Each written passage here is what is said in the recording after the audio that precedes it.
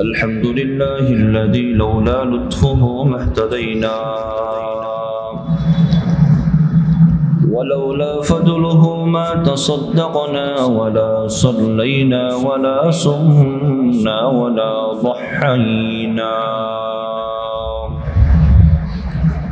ونشهد أن لا إله إلا الله وحده لا شريك له ونشهد أن سيدنا وسندنا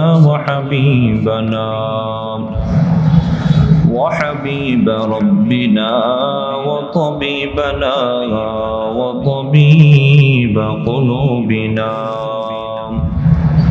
ومحبوبنا ومرشدنا ومعشوقنا ومولانا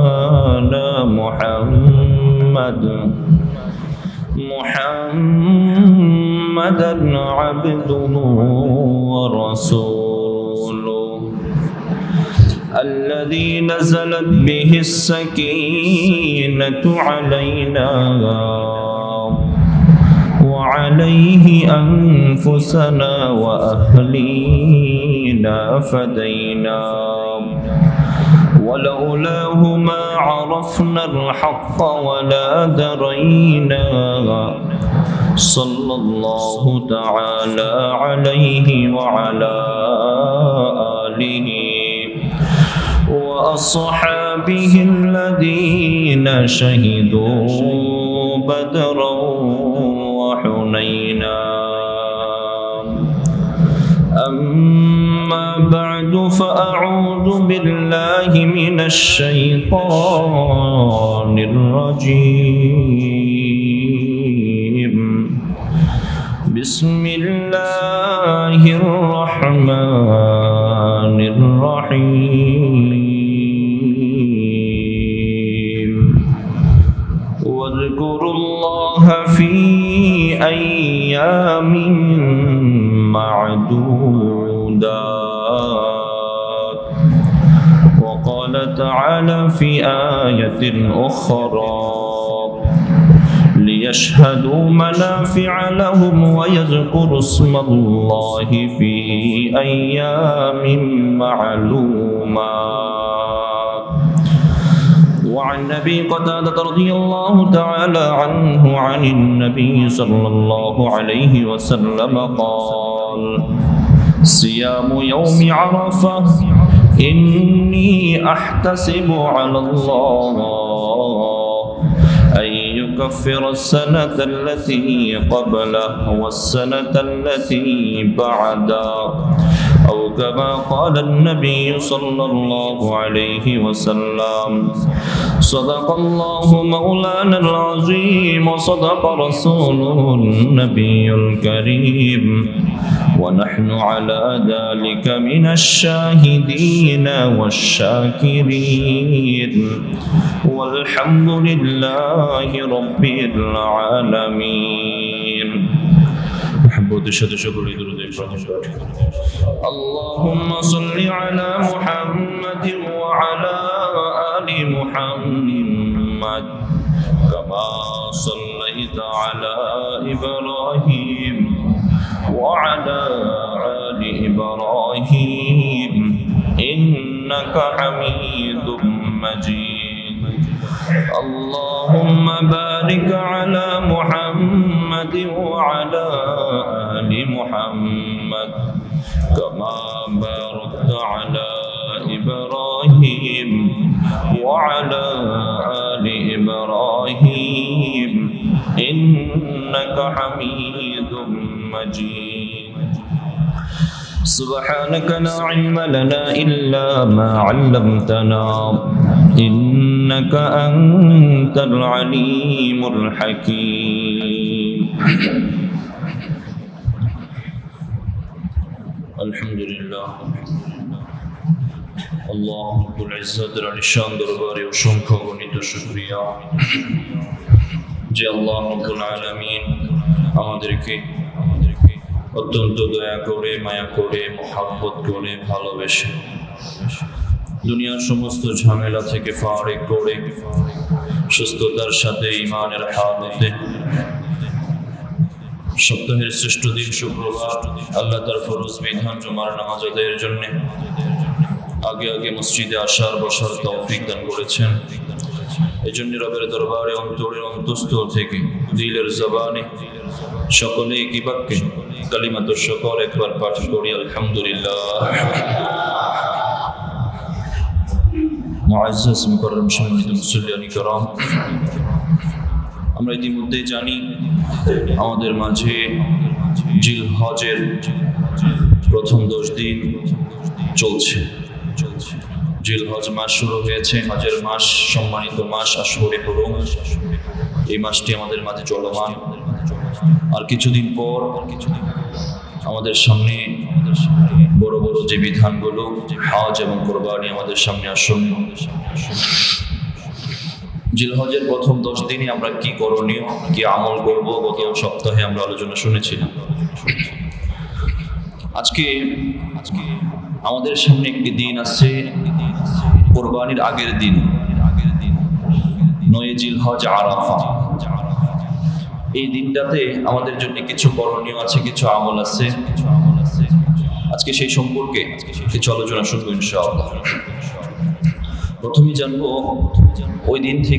ওই দিন ফজর থেকে শুরু হয় তাকবীরে তাশরিক। 9 জিলহজ ফজর থেকে শুরু হয় তাকবীরে তাশরিক। এই তাকবীরে তাশরিকের বিধান কি এবং এই সম্পর্কে কিছু মাসআলা জানবো। তারপরে এই 9 তারিখ, শুধু 9 তারিখের কি ফজিলত এবং কি আমল, শেষ পয়েন্টে এই আমলগুলো জানবো। তারপরে একটি বিভ্রান্তি, তার জবাব থাকবে। সেটি হলো আমাদের দেশে একটি বিভ্রান্তি প্রচলিত আছে। আমরা মনে করি 9 জিলহজ এটা সৌদির সাথে মিল রেখে পালন করতে হয়। এখন কি সৌদির সাথে মিল রেখে পালন করব, না যেই দেশে আছি সেই দেশের হিসাবেই করব? সর্বশেষ এই পয়েন্টে আমরা শুনবো ইনশাআল্লাহ। আল্লাহ তাআলা আমাদেরকে সঠিকভাবে বলার, আমলের নিয়ত স্থাপন করার তৌফিক দান করেন। প্রথমেই তাকবীরে তাশরিক।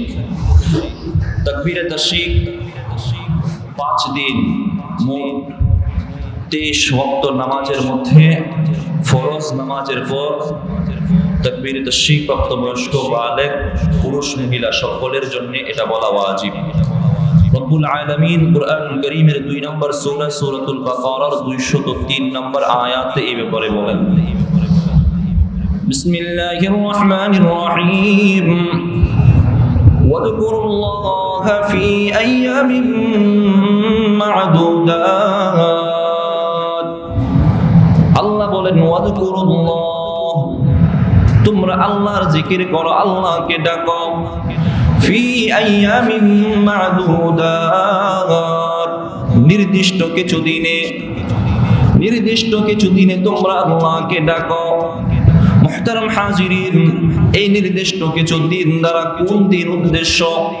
তাফসীর ইবনে কাসীরের মধ্যে আল্লামা মুহাম্মদ ইবনে কাসীর রাহিমাহুল্লাহ রাইসুল মুফাসসিরিন আব্দুল্লাহ ইবনে আব্বাস রাদিয়াল্লাহু তাআলা আনহুমার তাফসীর নকল করে বলেন, قال ابن عباس رضي الله تعالى عنهما الأيام المعدودات أيام التشريق।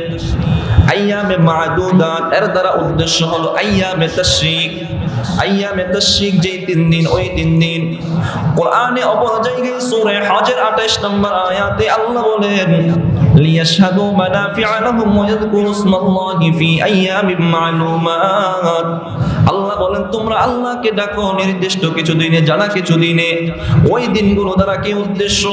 আব্দুল্লাহ ইবনে আব্বাস রাদিয়াল্লাহু তাআলা আনহুমা বলেন, ওয়াল আইয়ামুল মা'লুমাত আইয়ামুল আশার, ওই নির্দিষ্ট দিনগুলো দ্বারা উদ্দেশ্য হলো জিলহজের প্রথম 10 দিন। মা'লুমাত কোরআনে সূরা হজের 28 নম্বর আয়াতে বলা হয়েছে আইয়ামে মা'লুমাত, বাকারাতে বলা হয়েছে আইয়ামে মা'দুদাত, আর হজে বলা হয়েছে আইয়ামে মা'লুমাত।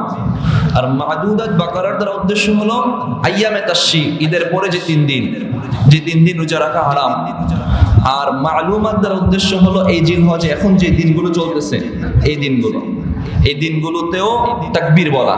গত সপ্তাহে আলোচনা শুনেছিলাম এই দিনগুলোতে আমল আছে তাকবীর বলা। সাহাবায়ে কেরাম আব্দুল্লাহ ইবনে ওমর রাদিয়াল্লাহু আনহুমা, আবু হুরায়রা রাদিয়াল্লাহু আনহুমা বাজারে যাইতেন শুধুমাত্র তাকবীর দেওয়ার জন্য, শুধুমাত্র তাকবীর দেওয়ার জন্য। এই 5 দিন তাকবীর বলা ফরজ নামাজের পরে, 23 ওয়াক্ত নামাজে এটা ওয়াজিব।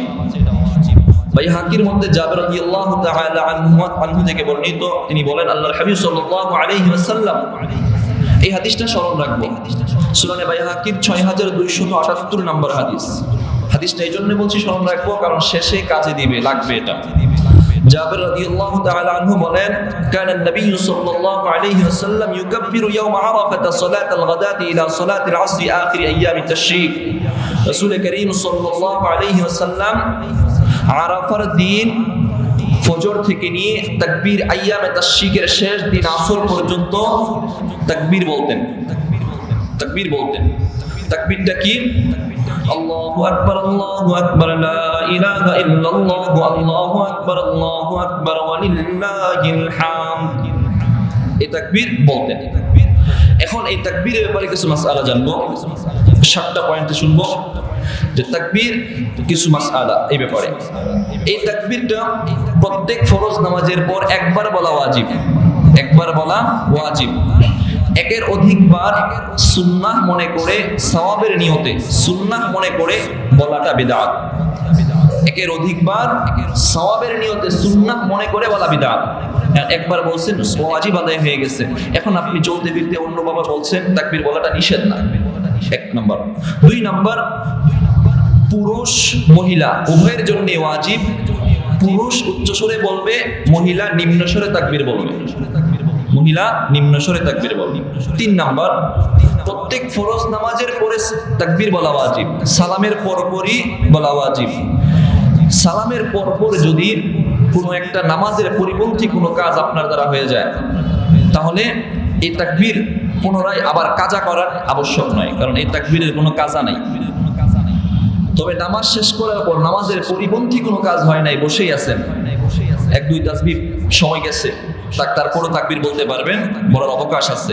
কিন্তু নামাজের পর সালাম ফিরানোর পর নামাজের পরিপন্থী কোনো কাজ হয়ে গেছে, আপনি একজনের সাথে কথা বলে ফেলছেন, অর্থাৎ উঠে 1-2 কাতার হেঁটে ফেলছেন, হ্যাঁ, অল্প সময়ের মধ্যে, তাহলে তাকবীরটার কাজা করতে হবে না। 4 নম্বর, এই তাকবীর তাশরীক তাকবীর শুধুমাত্র ফরজ নামাজের পরে ওয়াজিব, নফল নামাজ, বিতিরের নামাজ, জানাজার নামাজের পরে ওয়াজিব নয়। জুমার নামাজের পর ওয়াজিব, জুমার নামাজের পর ওয়াজিব, কারণ আমাদের রোজার ঈদের, এই কুরবানি ঈদের পরের দিন শুক্রবার, হ্যাঁ, জুমার নামাজের পরও একবার তাকবীর বলা ওয়াজিব। ঈদের নামাজের পর তাকবীর বলা ওয়াজিব নয়, ঈদের নামাজের পর বলা মুস্তাহাব, বলা ওয়াজিব নয়। 5 নম্বর, ইমাম ভুলে গেলেও মুক্তাদির উপর তাকবীর বলা ওয়াজিব। মুক্তাদির উপর তাকবীর বলা উচ্চস্বরে বলবেন যেন সবাই শুনতে পারে, এটা ওয়াজিব।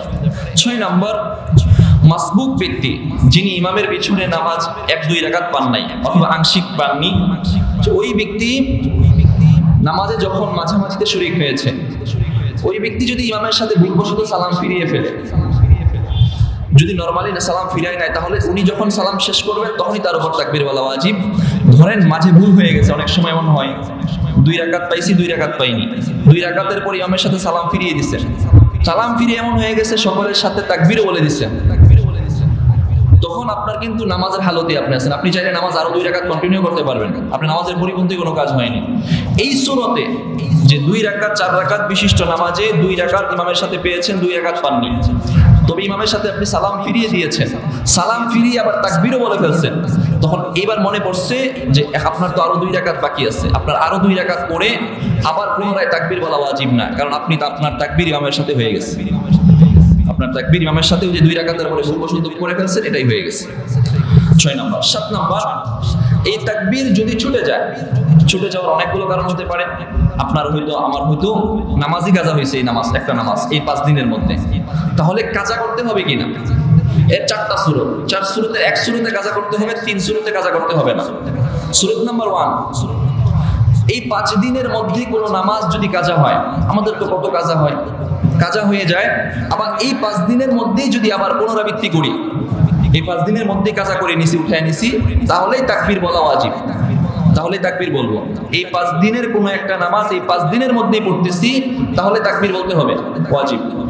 আর বাকি 3 সুরত এই বছরের 5 দিনের মধ্যে আমি বিগত বছরের আইয়ামে তাশরিকের কোনো একটা নামাজ পড়তেছি ধরেন, তাকবীর বলা ওয়াজিব না। আবার এই বছরের একটা তাকবীরে তাশরিক, এই 5 দিনের একটা নামাজ এই 5 দিন অতিবাহিত হওয়ার পর তাকবীরে তাশরিক, তাকবীর আইয়াম এই দিনগুলো না অন্য কোনো দিনে পড়তেছি, তাহলে তাকবীর বলা ওয়াজিব না। আবার এই 5 দিনের একটা নামাজ আগামী বছর যদি আবার এই তাকবীর দিনগুলোতে পড়ি, তাহলে তাকবীর বলা ওয়াজিব না। শুধুমাত্র এই 5 দিনের নামাজ 5 দিনের মধ্যে যদি আবার পড়ি, কাজা পড়ি, তাহলে এই তাকবীর ওয়াজিব। এই 7টা মাসআলা তাকবীরে তাশরিকের ব্যাপারে আমরা শুনলাম। এই 9 তারিখ এর গুরুত্ব আছে, অনেক ফজিলত আছে। আল্লাহর হাবিব সাল্লাল্লাহু আলাইহি ওয়াসাল্লাম ফরমান, আল্লাহ তাআলা এই 9 তারিখে এত সংখ্যক মানুষকে ক্ষমা করে দেন, এই 9 তারিখ ব্যতীত অন্য কোনো সময় আল্লাহ এত সংখ্যক মানুষকে ক্ষমা করেন না।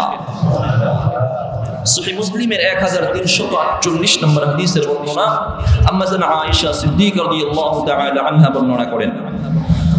عن عائشة رضي الله تعالى عنها قالت قال رسول الله صلى الله عليه وآله وسلم ما من يوم أكثر من أن يعتق الله فيه عبدا من النار من يوم عرفة আল্লাহর নবীর প্রিয়তমা স্ত্রী আম্মা জান আয়েশা সিদ্দিকা রাদিয়াল্লাহু তাআলা আনহার বর্ণনা, তিনি বলেন, আল্লাহর হাবিব জনাবে মুহাম্মদুর রাসূলুল্লাহ সাল্লাল্লাহু আলাইহি ওয়াসাল্লাম ফরমান, মা মিন ইয়াউমিন আকতার মিন আন ইউতিকাল্লাহু ফীহি আবাদান মিন ইয়াউমি আরাফা। আল্লাহ তাআলা আরাফার দিন যত সংখ্যক মানুষকে জাহান্নাম থেকে মুক্তি দেন, তত সংখ্যক মানুষকে আরাফার দিন ছাড়া অন্য কোনো দিন এত সংখ্যক মানুষকে জাহান্নাম থেকে মুক্তি দেন না। ওয়া ইন্নাহু লায়াদনু, আল্লাহর নবী বলেন, আল্লাহ তাআলা ওই দিন বান্দার খুব কাছে চলে আসেন। ওয়া হুয়া ইউবালি বিহিমুল মালাইকা, আল্লাহ তাআলা ফেরেশতাদের সঙ্গে ওই দিনের যে সমস্ত বান্দা-বান্দী আল্লাহর ইবাদত করতে থাকে, আল্লাহর কাছে দাঁড়িয়ে নামাজ পড়তে থাকে, আল্লাহর তাসবিহ জপতে থাকে, রোজা রাখতে থাকে, অথবা দান সাদাকা করতে থাকে, জিকির আজকার করতে থাকে, যে সমস্ত বান্দা-বান্দী যে ইবাদতই করুক না কেন, আল্লাহ ফেরেশতাদের সঙ্গে বলেন, ফায়াকুলু মা আরাদা হাউলা, আল্লাহ বলেন ওই বান্দারা কি চায়। আল্লাহ ফেরেশতাদেরকে বলেন, এই বান্দারা কি চায়। আমাকে বলেন, আল্লাহ জানেন কি জানেন না? আল্লাহ সব জানেন, তারপরও ফেরেশতাদেরকে বলেন। কারণ কি? ফেরেশতারা ওই দিন যেদিন মানুষ সৃষ্টির সময় বলেছিল, আল্লাহ এই মানুষদেরকে আপনি দুনিয়াতে সৃষ্টি করিয়েন না, দুনিয়াতে ওদেরকে সৃষ্টি করলে ওরা রক্তপাত করবে। আল্লাহ আবার বুঝাই দিতে চান, দেখো রক্তপাত না, ওরা আমার ইবাদত করতেছে। আল্লাহ বলেন, মা আরাদা হাউলা, এই বান্দা-বান্দীরা কি চায়? ফেরেশতারা তখন বলে, আল্লাহ আপনার এই বান্দা-বান্দীরা আপনার কাছ থেকে ক্ষমা প্রার্থনা করে, আল্লাহ গো আপনার কাছ থেকে জাহান্নাম থেকে মুক্তি চায়, তাদের নিজেদের জন্য মুক্তি চায়, পূর্বসূরীদের জন্য মুক্তি চায়, আপনজনের জন্য জাহান্নাম থেকে মুক্তি চায়, ক্ষমার ঘোষণা চায় গো আল্লাহ। আল্লাহ তখন জানায় দেন, ও আমার ফেরেশতারা সাক্ষী থাকো, তোমাদেরকে সাক্ষী রাখলাম, যেই সমস্ত বান্দা-বান্দীরা আজকে আমার থেকে ক্ষমা চাচ্ছে, আমি তাদেরকে এবং তাদের বাপ-দাদা পূর্বসূরীদেরকে আমি মাফ করে দিলাম। যারা যেটা চাচ্ছে আমি সেটাই দিয়ে দিলাম। কি চাচ্ছে বলো না, আমি সেটাই দিয়ে দিলাম। জাহান্নাম থেকে মুক্তি চায়, জাহান্নাম থেকে মুক্তি দিয়ে দিলাম। আমি তো পারি মুক্তি দিতে, আমার হাতেই তো সর্বময় ক্ষমতার অধিকার, আমি তো সবচেয়ে বেশি ক্ষমতার অধিকার, আমি তো পারি দিতে, আমি দিলে তো বাধা দেওয়ার কেউ নাই, যাও দিয়ে দিলাম। আল্লাহ দিলে বাধা দেওয়ার কেউ আছে? কেউ আছে। এই দিনে, এই 9 তারিখ আরাফার দিন আল্লাহর কাছে অনেক দামি, আল্লাহ অসংখ্য মানুষকে মাফ করতে থাকেন। এই দিনে রোজার ফজিলত আমরা গত সপ্তাহেও শুনেছি। মুসলিমের হাদিস 1162 নম্বর হাদিস, অসংখ্য কিতাবের মধ্যে এই হাদিসটা এসেছে। আবু কাতাদা রাদিয়াল্লাহু তাআলা আনহু থেকে বর্ণিত, আল্লাহর হাবিব সাল্লাল্লাহু আলাইহি ওয়াসাল্লাম ফরমান যে, আল্লাহর নবী বলেন, যে ব্যক্তি সওয়াবের আশায় এই 9 তারিখ রোজা রাখবে, যে আমি আশা রাখি আল্লাহ তাআলা এই 9 তারিখ রোজার ওসিলায় সামনের 1 বছরের এবং পিছনের 1 বছরের গুনাহ আল্লাহ মাফ করে দিবেন। 1 বছরের গুনাহ আল্লাহ মাফ করে দিবেন। মুসনাদ আবি আলা 7548 নম্বর হাদিসে একই রকম হাদিস লফজ ভিন্ন হয়ে বর্ণনা হয়েছে। সাহাল ইবনে সাদ রাদিয়াল্লাহু তাআলা আনহু থেকে বর্ণিত, তিনি বলেন আল্লাহর হাবিব সাল্লাল্লাহু আলাইহি ওয়াসাল্লাম ফরমান, মান সামা ইয়াওম আরাফা গুফিরা লাহু সানাতান মুতাতাবিআন। আল্লাহর নবী বলেন, যে ব্যক্তি 9 তারিখের আরাফার দিনে রোজা রাখবে, আল্লাহ তাআলা লাগাতার 2 বছরের গুনাহ তাকে মাফ করে দিবেন। 2 বছরের গুনাহ মাফ করে দিবেন। এই দিনের ফজিলত শুনলাম, এখন এই দিনে কিছু আমল আছে। এই দিনের 9 তারিখের 9টা আমল জানবো। কয়টা আমল জানবো? 9 তারিখের 9টা আমল মনে রাখবো। 9 তারিখের 9টা আমল। 1 নম্বর আমল, খুব ভোরে জাগ্রত হয়ে রোজার নিয়তে সাহরি করা। কারণ রোজার ফজিলত শুনলাম, রোজা রাখতে হবে না? খুব ভোরে জাগ্রত হয়ে রোজার নিয়তে সাহরি করা 1 নম্বর আমল। 2 নম্বর, সাহরির সময় শেষ হয়ে যাওয়ার পর ফজরের সময় আসতে সময় আছে না, এই সময়টাতে কোরআন তেলাওয়াত করা এবং ফজরের নামাজটা জামাতের সাথে পড়া। জামাতের সাথে পড়ে সূর্য উদয়ের পর পর্যন্ত বসে থেকে ইশরাকের নামাজ পড়ে বাসায় ফেরা। ইশরাকের নামাজ পড়ে বাসায় ফেরা। তিরমিজির 586 নম্বর হাদিসের মধ্যে আল্লাহর হাবিব সাল্লাল্লাহু আলাইহি ওয়াসাল্লাম ফরমান, যে ব্যক্তি এইভাবে আমল করবে, ফজরের নামাজটা জামাতের সাথে পড়ে বসে রয়েছে, নামাজের জায়গায় বসে রয়েছে, একটু জিকির আজকার করতে করতে সূর্য উদিত হয়ে গেছে। সূর্য উদিত হওয়ার পর 2 রাকাত 4 রাকাত 2 রাকাত নামাজ পড়েছে।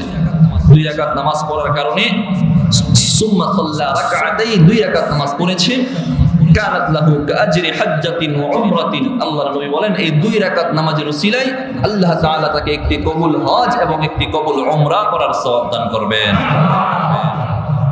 তাহলে দামি না?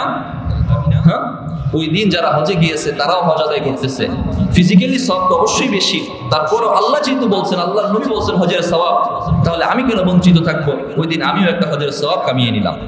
2 নম্বর আমল। 3 নম্বর আমল, ঠিক সূর্যটা যখন আরো উপরে উঠেছে, হ্যাঁ 2 থেকে 3 হাত উপরে উঠেছে, ওই সময় 10টা কিংবা 9:30টার দিকে সলাতুল দুহার নামাজ পড়া।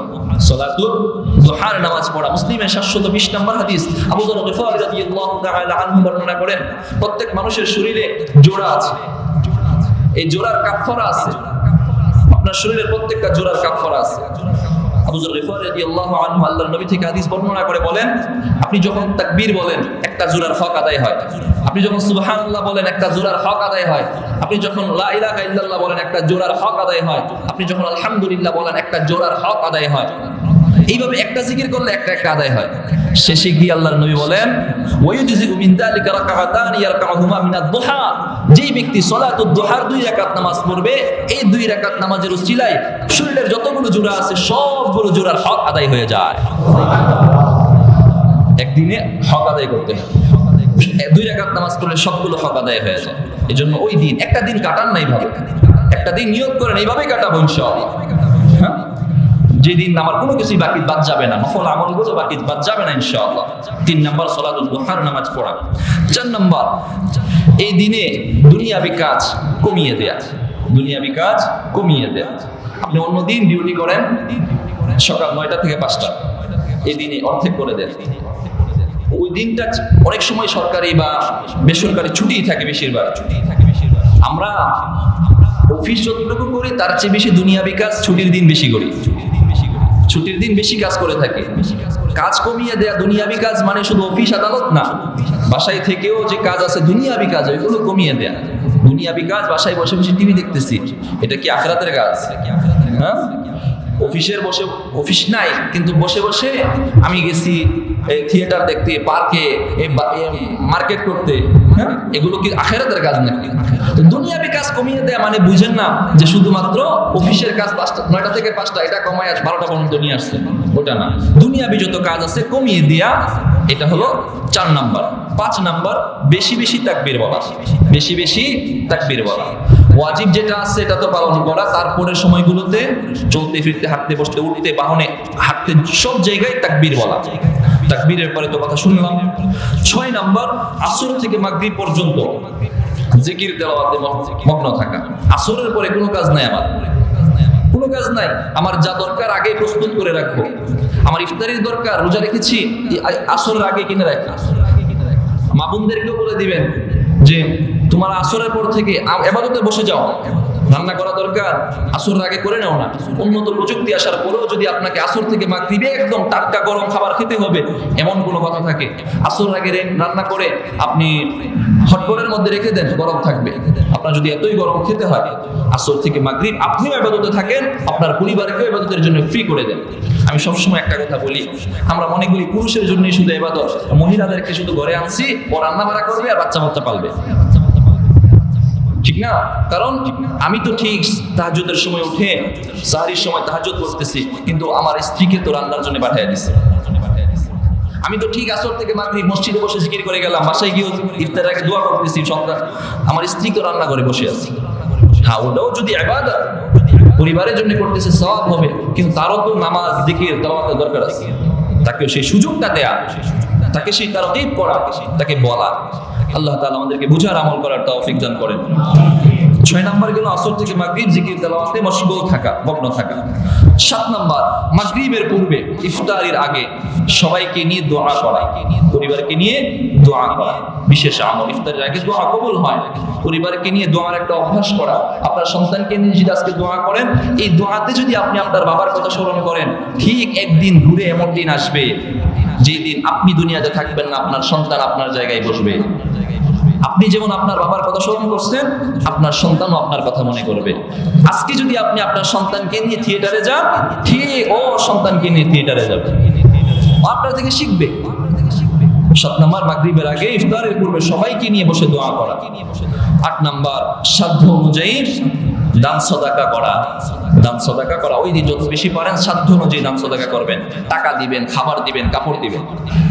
হ্যাঁ, টাকা দিবেন, খাবার দিবেন, কাপড় দিবেন। হাদিসের মধ্যে দানের ব্যাপারে যখন কথা আসছে, আল্লাহর নবী বলেন, তোমরা যা খাও তাই খাওয়াও, তোমরা যা পড়ো তাই পড়াও। তাহলে কাপড়ের কথাও আসছে, খাবারের কথাও আসছে। হ্যাঁ, তো আপনি টাকা দিলেও তো হয়, এখন যেহেতু টাকার প্রচলন বেশি হয়ে যায়, কিন্তু আপনি একটা আমল সুন্নাহ করার চেষ্টা করবেন, ঠিক আছে ইনশাআল্লাহ? আপনি কিছু প্রয়োজনীয় জিনিস কিনলেন, আপনি 10 প্যাকেট সেমাই কিনলেন, পরের দিন ঈদের দিন গরিব যারা আছে দেখে দেখে 10 করে দিয়ে আসলেন গিয়ে। এই আরেকটা সুন্নাহ মনে রাখবেন, সুন্নাহ আমরা হাদিসের বুঝে বুঝে আমল করার চেষ্টা করব। আমরা সুন্নাহ পালন করি, ভাই আমি 100টা শাড়ি দিব, এলাকায় পোস্টার টানায় দাও, ওই গরিব যেন সব আমার বাসায় আসে। গরিব আপনার বাসায় আসবে কেন? আপনি তো গরিবের বাসায় যাওয়া দরকার, এটা তো গরিবের হক। আপনি শুধু পৌঁছে দিতেছেন, আপনি তো খাদেম মাত্র, আপনি গিয়ে দিবেন। বড়লোক বিত্তবান যারা আছি আমরা গিয়ে দিব, এটা একটা সুন্নাহ, গিয়ে পৌঁছে দিব তাদের বাসায় পৌঁছে দিব।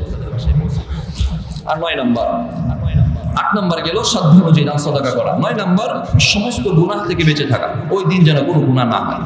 গুনাহ তো কখনোই হওয়া কাম্য নয়, তারপরেও ওই দিন বিশেষ করে আমার থেকে যেন কোনো গুনাহ না হয়, এই সচেষ্ট থাকা।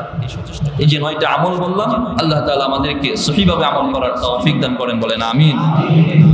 এবার জানবো একটি প্রশ্নের জবাব, বিভ্রান্তির জবাব। 9 তারিখের প্রথম আমল জেনেছিলাম রোজার নিয়তে সাহারি করা। এখন রোজা কোন দিন রাখবো?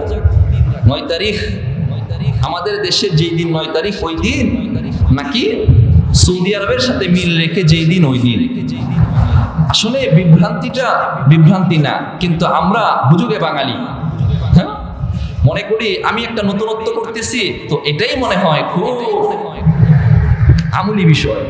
আবার এটা নিয়ে নিউজ হইতেছে চাঁদপুরের এদিকে, গত ঈদে দেখছেন, ঈদের 2 দিন আগে 5 জনই মিলে জামাত করছে, আবার এটা আবার নিউজ হয়েছে। 5 জন মুসল্লি, কয়জন? মাত্র 5 জন। এর আগে দেখেছিলাম একদিন আগে হয়তো কিছু মুসল্লি হইতো, 2 দিন আগে 5 জন মুসল্লি, এটা আবার নিউজ হয়েছে। আর আমরা মনে করতেছি হ্যাঁ নিউজ যেহেতু হয়েছে আসলেই মনে কিছু একটা আছে, নিউজ হয়েছে না। এগুলো বলার বিষয় না, তারপরও যেহেতু প্রচলিত হতে হতে আমাদের মাঝে আসলে ব্রেন ওয়াশ হয়ে যাচ্ছে, এই জন্য বলতেছি। কিছু কথা ব্রেন খুলে, একদম চোখ খুলে শুনবেন, দেখবেন একদম খোলাসা হয়ে গেছে। আপনি শুনে যাবেন, যে করবে আপনার সাথে তারা ধরতে পারবেন। সৌদির সাথে মিল রেখে করবো না আমাদের সাথে মিল রেখে, আমাদের দিন দাদু কয়েকটা পয়েন্ট ধরিয়ে দিচ্ছি। 1 নাম্বার দেখেন, সৌদির সাথে মিল রেখে রোজা রাখতে হবে এমন কোনো কথা শরীয়তে নাই, এমন কোনো কথা শরীয়তে নাই, এবং এর সপক্ষে কোনো দলিলও নাই। সৌদির সাথে মিল রেখে রোজা রাখতে হবে এমন কোনো কথা শরীয়তে আছে? কোনো শরীয়তে নেই। চাঁদ দেখে রোজা রাখো, চাঁদ দেখে রোজা ভাঙো, শরীয়তে এটা আছে। 1 নাম্বার। 2 নাম্বার, যদি মিল রাখতেই হয়, সৌদির সাথে সৌদির চাঁদ উঠে গেছে, মিল রাখতেই হয়, তাহলে সৌদির সাথে কেন, সৌদির চেয়েও আরো আগে চাঁদ উঠে এমন দেশ আছে। সৌদি ছাড়াও সৌদির থেকে একদিন আগে চাঁদ উঠে এমন দেশ আছে। যদি চাঁদের মিল রেখে সৌদির কাকে অনুসরণ করতে হয়, তাহলে সৌদিকে কেন, সৌদির আগে যেই দেশ চাঁদ উঠেছে ওই দেশকে অনুসরণ করা হলো অধিক যুক্তিসঙ্গত কথা। 2 নাম্বার পয়েন্ট। 3 নাম্বার, সৌদির সাথে যদি মিল রাখতেই হয়, ধরেন পুরোপুরি মিল রাখাটা অসম্ভব। কেন অসম্ভব? আপনি যদি সৌদির সময় অনুযায়ী সাহারি করতে হয়, আপনি সাহারি করতে হবে রাত 3টায়, রাত 3টায় না আরো আগে। আমাদের তো 4:30টায় হলে ওদের 2:30টায়। ধরেন রাতের বেলা সাহারি হয়ে গেছে, মেনে নিলাম, কিন্তু মাগরিব না না না উল্টা হবে। ফজরটা আমাদের যখন ওদের আরো পরে হয় না নাকি? পরে হবে 4:30টায়, 7:30টায় হবে ওদের 7:30টায়। 3 ঘন্টা পরে হবে, 3 ঘন্টা ওরা আমাদের থেকে পিছিয়ে। তো আমাদের যখন সাহারির সময় শেষ, ওদের সাহারির সময় আছে। ওদের সাথে মিল রেখে যদি আপনার সাহারি করতে হয়, তাহলে আপনার সাহারি হয়ে যাবে 7:30টায়। রোজা শুরুতেই রোজা আছে না গেছে? শুরুতেই তো রোজা চলে গেছে। তাহলে আপনি সৌদির সাথে মিল রেখে পারবেন? কোনো কিছুই তো পারবেন না। এখন দেখেন, শুধুমাত্র রোজা না, আপনি যদি এখন জুমার নামাজ পড়তেছেন, সৌদিতে জুমার নামাজের সময় এখনো হয়নি, তাহলে নামাজ পড়েননি আপনি? কোনোটাই তো করেন না। শুধুমাত্র ওই দিন আসলে কেন এই বিভ্রান্তিটা তৈরি করতে হয়? রোজা তো আপনি রাখতেছেন না, রাখতে চাইলেও পারতেছেন না। 3 নাম্বার। 4 নাম্বার, ইসলাম একটা সর্বজনীন বিধান, সকলের জন্য প্রযোজ্য একটা বিধান। একজনকে করতে গিয়ে একটা বিধান একজনের জন্য একরকম, আরেকজনের জন্য অন্যরকম নয়। এখন যদি ধরেন আমরা সৌদির সাথে মিল রেখে একদিন আগে 8 তারিখ রোজা রাখলাম, আমরা তো একদিন আগে ওদের পরে, তো একদিন আগে আমাদের যে 8 তারিখ, ওই দিন ওদের 9 তারিখ রোজা রেখে দিলাম। কিন্তু যেই দেশে ওদের একদিন আগে চাঁদ উঠেছে, ওদের জন্য তো সৌদিকে অনুসরণ করা আবশ্যক। আমরা অনুসরণ করতেছি, তাদের কেন অনুসরণ করবে না? আমরা 8 তারিখে রোজা রেখে দিলাম, মেনে নিলাম, কিন্তু যাদের একদিন আগে চাঁদ উঠেছে সৌদি থেকে, তাদের তো সৌদির 9 তারিখ মানে ওদের 10 তারিখ। তাহলে আপনি ওদের 10 তারিখে রোজা রাখায় দিতেছেন, সৌদির সাথে মিল এই কথাটা বলে, তাহলে 10 তারিখ রোজা রাখা সর্বসম্মতিক্রমে হারাম।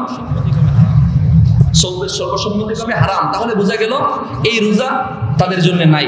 তাহলে কেমন যেন শরীয়ত একটা বিষয় শুধু সৌদির জন্যই রাখলেন, অন্য কারোর জন্য রাখেন নাই। কথাটা বুঝে আসেন নাই? ওদের জন্য যদি 10 তারিখে রোজা রাখা হারাম, যদি বলেন না ঠিক আছে ওদের জন্য হারাম, তাহলে কেমন যেন শরীয়ত একটা বিষয় শুধু সৌদিকেই নির্ধারণ করে দিয়েছে, অন্য কাউকে দেয় নাই।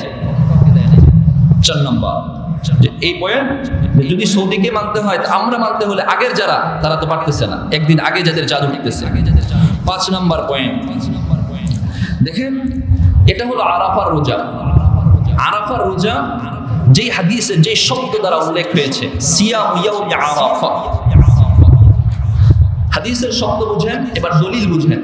হাদিস থেকে বুঝি, এতক্ষণ তো যুক্তি বুঝলেন, এবার হাদিসের লফজ বুঝি, হাদিস কি বুঝাচ্ছে আমাকে। সিয়ামু ইয়াউমি আরাফা, আরাফার দিনের রোজা, আরাফার দিনের রোজা।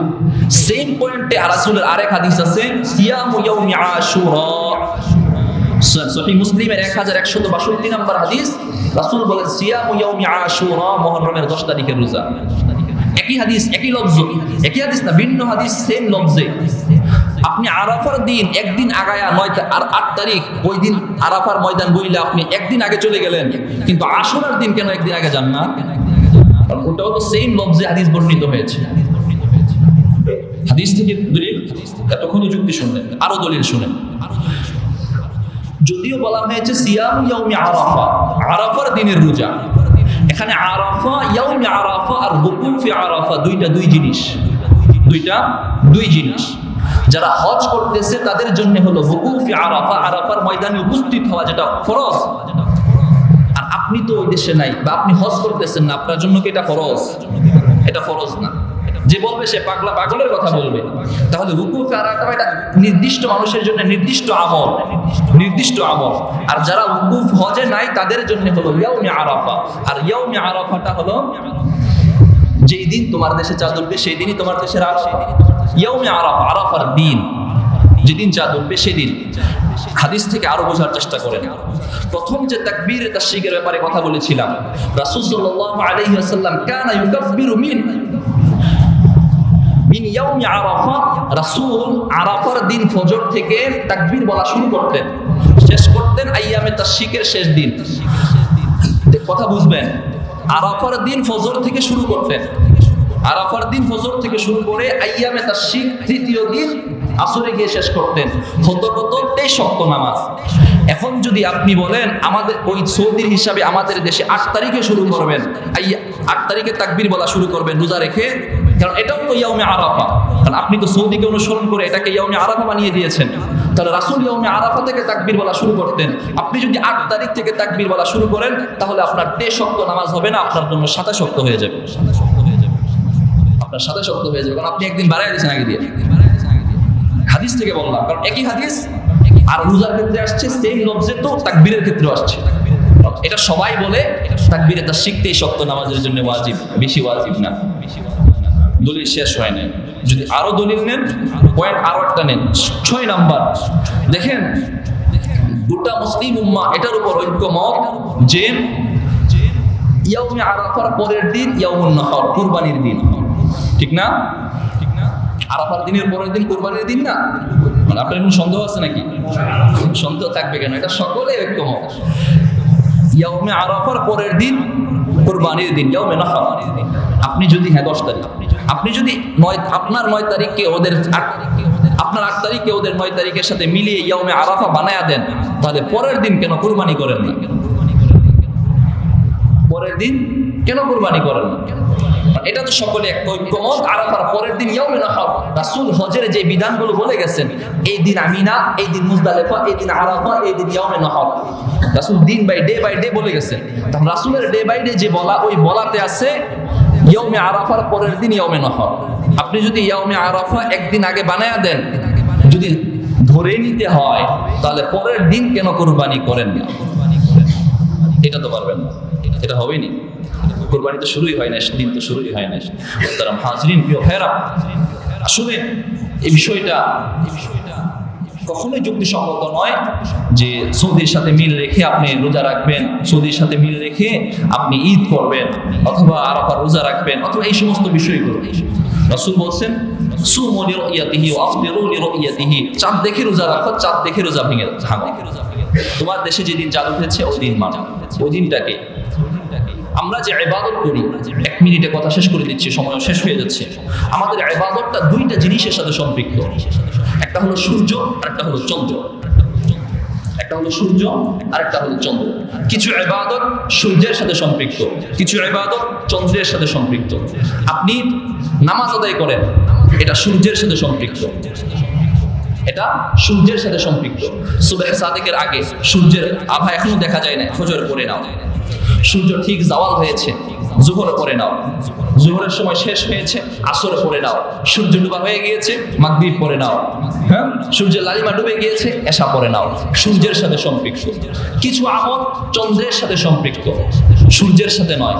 যেমন রোজা, যাকাত, হজ, এগুলো চন্দ্রের সাথে সম্পৃক্ত। আপনি সূর্যের বছর গণনা করলে আপনার রোজা রাখতে পারবেন না, সূর্যের বছর গণনা করলে যাকাত দিলে হবে না। হবে, কিন্তু 35 বছর পরে গিয়ে 1 বছরের যাকাত আপনার কাছে থেকে যাবে। হ্যাঁ, তো সূর্যের সাথে নয়, এটা হলো চন্দ্রের সাথে। সুতরাং সূর্যটার ক্ষেত্রে, সূর্যের ক্ষেত্রে আমরা আমাদের দেশের কথা মানি, কিন্তু চন্দ্রের ক্ষেত্রে দেশের কথা না মেনে মাঝে মাঝে কেন আমরা বিভ্রান্তিতে যাই? আল্লাহ তাআলা আমাদেরকে বুঝার, আমল করার তৌফিক দান করেন।